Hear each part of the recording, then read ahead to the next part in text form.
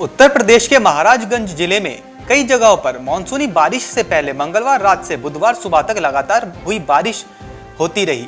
इससे जहां लोगों को उमस भरी गर्मी से राहत मिली, वहीं मेहनत की खेती करने वाले किसानों के चेहरे की रंगत ही उड़ गई है।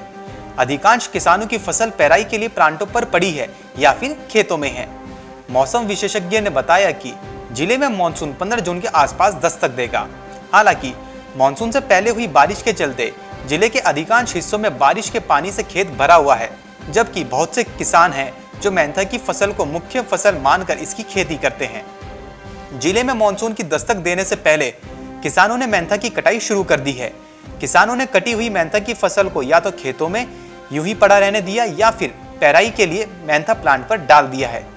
अचानक हुई घंटों तक तेज बारिश से कटी हुई फसलें पानी में तैर रही हैं।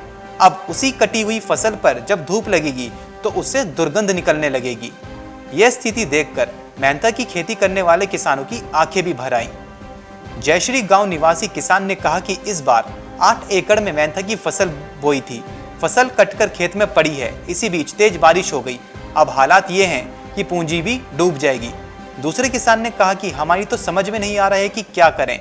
खोनहौली निवासी किसान ने कहा कि इस बार बारिश ने मेहनत किसानों को बर्बाद कर दिया है। 50 डिसमिल की फसल पानी से डूब कर सूख चुकी है। सिधावे निवासी किसान ने कहा कि इस बार फसल बहुत अच्छी हुई थी। आखिरी मौके पर हुई बारिश ने अरमानों पर पानी फेर दिया।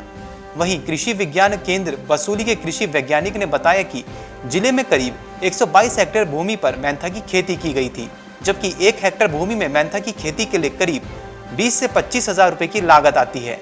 हालांकि इस बार मानसून से पहले हुई बारिश के चलते करीब 60% मेहनत की फसल बर्बाद हो चुकी है। Bureau report, market times TV.